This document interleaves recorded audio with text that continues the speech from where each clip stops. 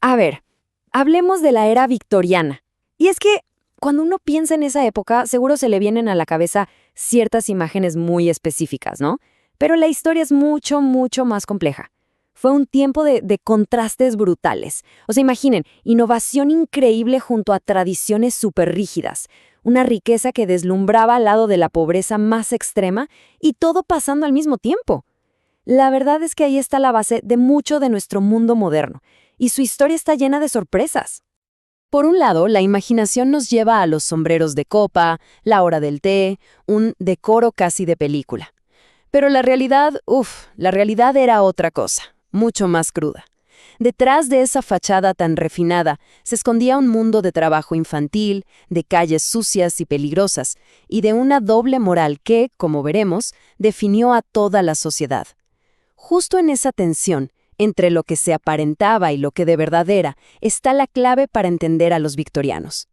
Bueno, para entender bien este periodo, primero hay que ponerle fecha, ¿no? Y la era victoriana, pues, como su nombre lo dice, está totalmente ligada al reinado de una de las monarcas más famosas de la historia, la reina Victoria. Su tiempo en el trono no solo le dio nombre a la época, sino que prácticamente moldeó su carácter y sus aspiraciones. El reinado de Victoria fue larguísimo, de verdad. Subió al trono súper joven, con apenas 18 años, en 1837. Su matrimonio con el príncipe Alberto se convirtió en el modelo a seguir para toda la nación. La muerte de él, en 1861, fue un golpe durísimo que la sumió en un luto casi perpetuo, pero su figura siguió siendo importantísima, tanto que en 1876 la nombraron emperatriz de la India. Su muerte en 1901 marcó ahora sí el fin de toda una era que ella misma personificó. Y esto es clave para entenderla.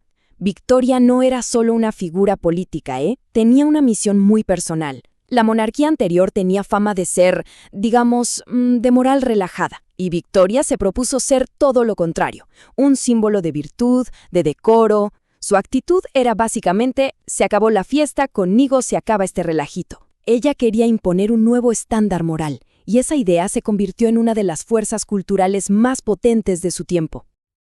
Ahora sí, entremos a la primera gran contradicción de la época. Por un lado, Gran Bretaña era la fábrica del mundo, una potencia económica, tecnológica, como nunca se había visto, todo gracias a la revolución industrial. Pero claro, este progreso tan impresionante tenía un costo humano altísimo y creó una brecha gigantesca entre los nuevos ricos y la miseria de la gente que producía toda esa riqueza. Es que el progreso era innegable, ¿eh? La máquina de vapor lo cambió todo. Los ferrocarriles conectaron el país de una forma impensable y el gigantesco imperio colonial aseguraba un flujo constante de materias primas.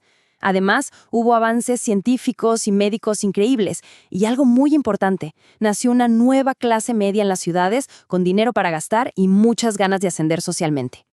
Esta pirámide social nos da una idea clarísima de cómo estaban las cosas. Arriba, en la punta, una élite muy pequeña, la aristocracia de toda la vida y los nuevos burgueses industriales, que tenía todo el poder y todo el dinero. Mientras tanto, abajo, en la base, estaba la gran mayoría de la gente, los obreros, los campesinos, los que sostenían todo el sistema, pero que veían muy pocos de sus beneficios. Esta división era la base de toda la desigualdad de la era. Y para esa enorme mayoría, la que estaba en la base de la pirámide, la realidad era simplemente brutal.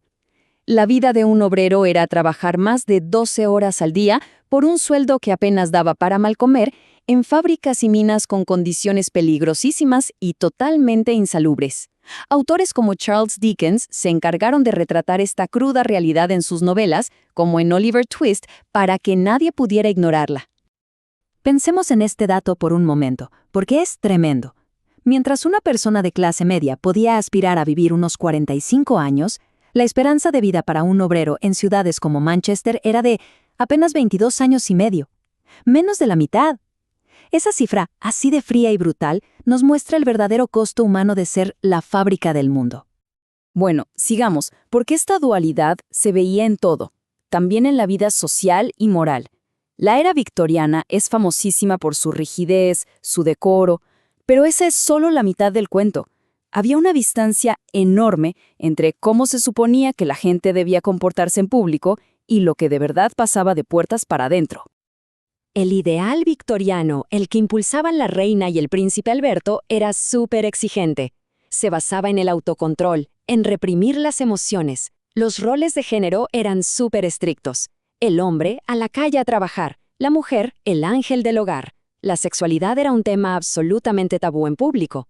Todo giraba en torno al deber, la disciplina y el trabajo duro. Y claro, la pregunta es inevitable. ¿De verdad vivían así? ¿Tan perfectos? La respuesta corta es que no.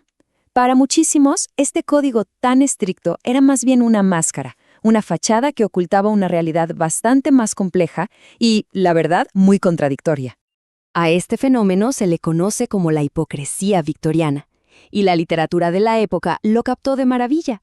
Obras como El extraño caso del Dr. Jekyll y Mr. Hyde son la metáfora perfecta de esa doble vida. El doctor respetable de día que esconde un monstruo por dentro. Era un mundo de secretos, de doble moral y de pasiones que se vivían a escondidas. Pero, ojo, esta era de contradicciones también estaba llena de momentos geniales, incluso en la ciencia, donde a veces el progreso venía de un simple error. Miren si no la historia del Dr. Sidney Ringer.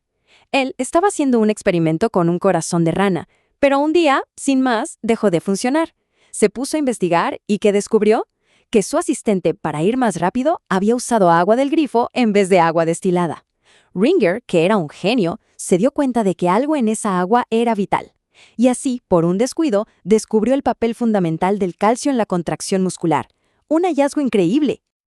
Hablemos ahora del motor que impulsaba gran parte del poder británico, el imperio. Durante la era victoriana, el imperio británico llegó a su punto más alto. Era una fuente de orgullo nacional y de una riqueza increíble.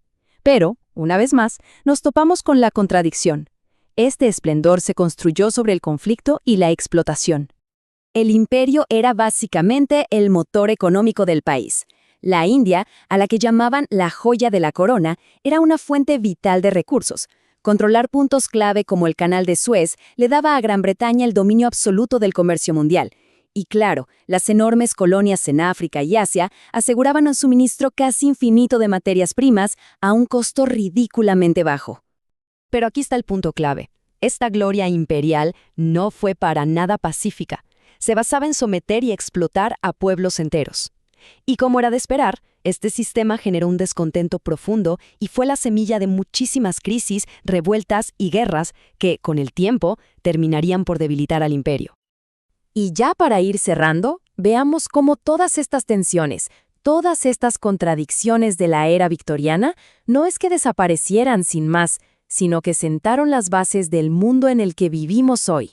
Muchas de las discusiones y problemas actuales nacieron en el siglo XIX. Tanta desigualdad, pues, tenía que explotar por algún lado. A lo largo del siglo vimos nacer las primeras ideas socialistas y movimientos enormes como el cartismo, donde la clase trabajadora exigía derechos políticos como el voto. Se empezaron a organizar los primeros sindicatos modernos para pelear por mejores condiciones. Y todo esto culminó en la fundación, en el año 1900, del que se convertiría en el Partido Laborista, cambiando la política británica para siempre. Entonces, ¿por qué nos importa todo esto hoy? Pues porque las luchas de la era victoriana nos dejaron las bases de los derechos laborales que tenemos. La necesidad de combatir las epidemias en las ciudades dio origen a la salud pública moderna. Su idea de una educación para todos es un pilar de nuestra sociedad. Y el debate que ellos empezaron sobre el progreso y la desigualdad, bueno, ese sigue siendo uno de los temas más importantes de nuestro tiempo. Así que, al final, cuando vemos hacia atrás a la era victoriana, con toda su genialidad y su brutalidad, su decoro y sus secretos, queda una pregunta flotando en el aire. Si ellos vivieron rodeados de contradicciones que para nosotros hoy son tan obvias, ¿cuáles serán las grandes contradicciones de nuestro tiempo? ¿Qué cosas de nuestra época estudiarán en el futuro con esa misma mezcla de fascinación y de asombro?